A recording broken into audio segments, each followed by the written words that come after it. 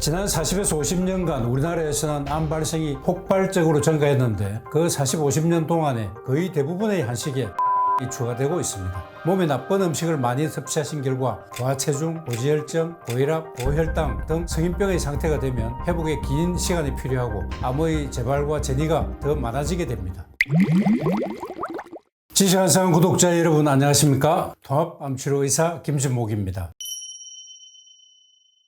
기대 수명 83.5세까지 생존할 경우에 암에 걸릴 확률은 36.9%이고 돌아가신 분들 3명 중 1명이 암으로 돌아가신다고 합니다. 암에 걸리면 여러 가지 고통을 겪게 되는데 통증, 악액질, 기능저하 등 여러 가지가 있겠지만 제 생각으로 가장 큰 고통은 의식은 멀쩡한데 얼마 후 가족이나 사랑하는 사람과 헤어져야 한다는 사실이 가장 안타깝지 않을까 생각합니다. 지난 40에서 50년간 우리나라에서는 암 발생이 폭발적으로 증가했는데 그 40, 50년 동안에 육식, 당류, 식용유의 섭취가 비약적으로 늘었습니다. 일반적으로 만병의 원인으로 생각되는 탄수화물, 즉 전분질의 섭취는 오히려 줄었습니다. 이 탄수화물을 가공해서 섬유질이 빠져나가는 형태인 당류의 섭취가 늘었습니다. 더 쉽게 말씀드리자면 탄수화물이 문제가 아니고 탄수화물에서 섬유질을 뺀 당류의 섭취가 늘었고 그에 따라 암의 발생이 또 늘었다는 결론입니다. 섬유질이 포함되어 있는 탄수화물, 즉 복합당은 드셔도 되지만 섬유질이 없는 당류, 단순당의 섭취는 금지하셔야 합니다. 꾸준히 건강한 식습관을 유지하는 사람과 그렇지 않은 사람의 암 치료 차도는 굉장히 큰 차이가 있습니다. 암의 치료 중 건강한 식습관을 유지하면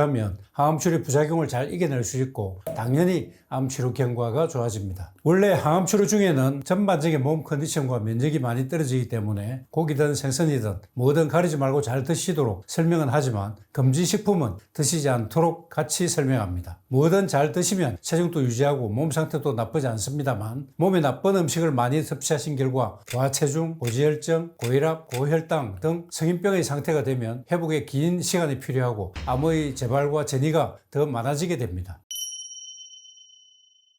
당류의 대표적인 음식이 설탕과 밀가루로 만든 식품들입니다. 액상과당이 듬뿍 들어간 청량음료와 빵, 도넛, 과자 등입니다. 이들 당류 식품은 혈액 속에서 최종 당화 산물을 만들어서 세포노화와 암을 초래하게 됩니다. 대표적인 증상으로 쓰리고, 즉 고혈당, 고혈압, 고콜레스테롤을 초래합니다. 그 결과 동맥경화를 초래하고 그 합병증으로 심장마비를 초래하는 심근경색증, 뇌졸중이나 치매를 초래하는 뇌경색증 등을 초래할 수 있습니다. 방송계의 스타 요리 연구가 백종원 씨가 음식에 맛이 없으면 설탕을 팍팍 넣는 장면이 널리 알려진 이후에 거의 모든 요리에 설탕을 추가해서 이른바 단짠이 대세인 세상이 되어버렸지만 백종원 씨 이전부터 한식에는 설탕이 자주 들어가고 있었습니다. 맛집으로 소문난 가게도 알고 보면 숨겨진 단맛이 비장의 무기였다는 사실도 이미 잘 알려져 있을 정도입니다. 설마 여기에도 싶을 정도로 거의 대부분의 한식에 설탕이 추가되고 있습니다. 나물무침부터 잡채에도 설탕이 빠지지 않고 매콤한 음식에는 설탕이 더 많이 들어갑니다. 매운맛에 가려져서 설탕이 많아도 단맛을 느끼지 못하고 숨겨진 단맛 탓에 묘한 매력을 나타내게 됩니다. 닭도리탕, 김치찜, 제육볶음, 오징어볶음 등 다양한 음식에도 설탕이 많이 들어갑니다. 식사를 제외하더라도 일상에서 간식과 음료로 많은 당을 섭취하고 있다는 점은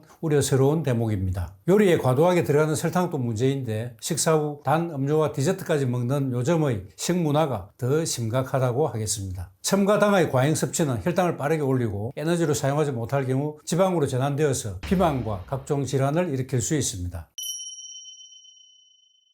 보건복지부 암 등록 통계에 따르면 약 20년 사이에 국내 유방암 환자 수는 무려 4배 이상 증가했다고 합니다. 인구 10만 명당 유병률로 따져도 같은 기간 12.8명에서 34.3명으로 3배 가까이 늘었습니다. 세계적으로 유례가 없는 가파른 상승세입니다. 유방암 발생은 크게 유전적 요인과 후천적 요인으로 나눠볼 수 있겠습니다. 일반적으로 유전적 영향이 크다고 생각할 수 있지만 실제 유전성 유방암은 전체 유방암의 5% 정도밖에 안 됩니다. 한국 여성의 유전자가 지난 20년 동안 크게 변해서 유전성 유방암이 급증했을 가능성은 거의 없다고 볼 수 있겠죠. 후천적 요인에서 그 원인을 찾는 것이 합리적이라 생각합니다. 후천적 요인은 다양하지만 가장 큰 영향을 미치는 것은 여성 호르몬입니다. 여성성을 유지하는 역할을 하면서도 국내 유방암 80에서 90%와 관련이 있습니다. 여성 호르몬에 노출되는 기간이 길수록 유방암 발병 가능성이 커집니다. 여성 호르몬은 평소보다 생리 때 더 많이 분비되는데 여성의 초경이 빨라지고 폐경이 늦어지면서 여성 호르몬에 노출되는 기간이 예전보다 길어졌습니다.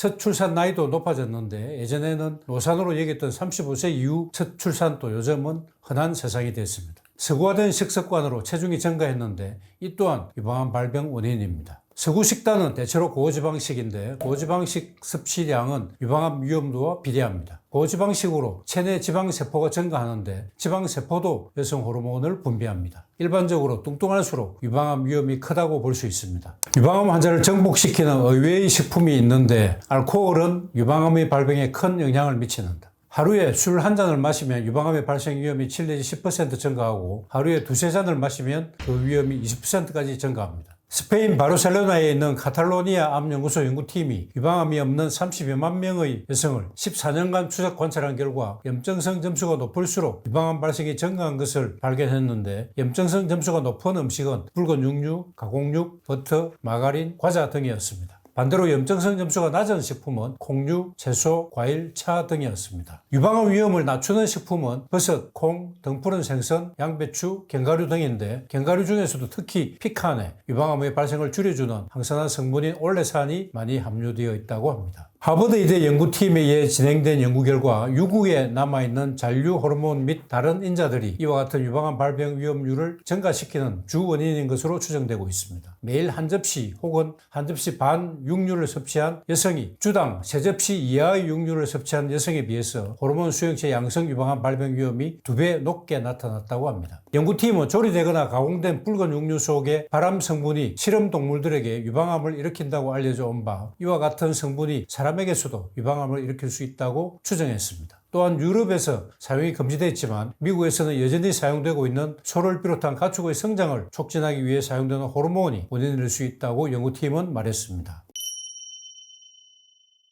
암 발생에 있어 식습관도 중요하지만 스트레스가 가장 문제라고 생각합니다. 스트레스는 탄 고기보다 더 위험합니다. 그러나 마음과 암의 인과관계를 입증한 논문이 많지 않기 때문에 명확한 사실은 아니지만 암을 진단받은 사람들의 대부분이 진단받기 전 수년 사이에 큰 스트레스를 겪은 일이 있다는 공통점이 있습니다. 스트레스는 신체의 면역 체계를 억제하는 데 큰 영향을 미칠 수 있습니다. 지속적이고 과도한 스트레스는 면역 체계의 기능을 저하시켜서 신체가 암세포에 대항하는 능력을 약화시킬 수 있습니다. 질병에 대한 저항력이 약해질 수 있고 스트레스를 받으면 우리의 몸은 반응으로서 스트레스 호르몬이 콜티솔과 아드레날린을 분비하게 됩니다. 이 호르몬들은 장기적으로 위 건강에 악영향을 미칠 수 있고 염증 반응이 지속되면 그 결과로 암의 발병 가능성이 높아질 수 있습니다. 스트레스는 우리의 몸에 염증을 일으키고 암과 같은 심각한 질병을 초래할 가능성이 있습니다. 스트레스 관리는 건강한 마음과 몸을 유지하는 데 중요한 역할을 합니다. 우리의 일상생활에서 스트레스는 불가피하고 그것을 효과적으로 관리하는 것이 중요합니다. 효과적인 스트레스 관리 방법으로는 명상, 요가, 규칙적인 운동 등이 있습니다.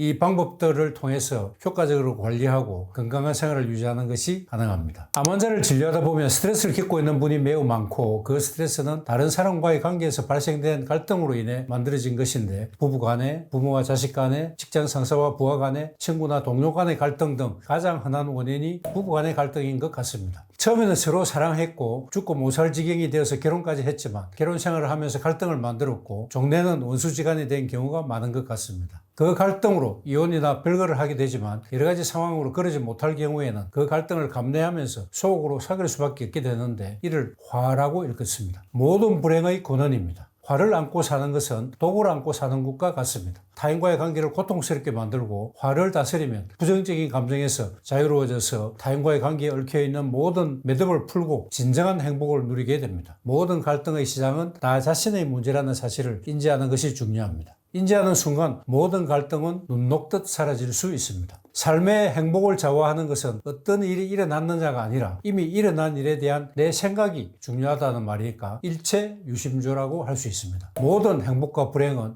이 마음이 만든다는 의미입니다. 이 사실을 잘 이해하셔서 인간관계에서 스트레스를 받지 않고 행복한 인간관계가 되시길 기대합니다. 현대의학적인 암 치료가 더 이상 남지 않아서 수개월 내로 사망할 것으로 예측되는 상태를 암 말기라고 일컫는데 암 말기에서 살아 돌아온 사람들이 적지 않게 있습니다. 공통적인 특징으로 채식 위주의 식습관과 함께 긍정적인 스트레스 관리가 큰 요인으로 발견됩니다. 일반적으로 우리가 마음을 비운다는 표현을 많이 하는데 자신에게 일어난 사태를 편안하게 바라보고 인식할 수 있는 마음 자세가 된다면 더 이상 스트레스를 받지 않고 있는 그대로 수용하게 됩니다. 타인과의 관계에서 긍정적이고 유연한 마음과 마음가짐을 갖고 있어서 타인으로부터 스트레스를 받지 않는 것은 물론이고 인간관계에서 즐거움을 얻음으로써 행복 호르몬이 충만하게 되고 말기암이 낫게 되는 기적을 경험하게 됩니다.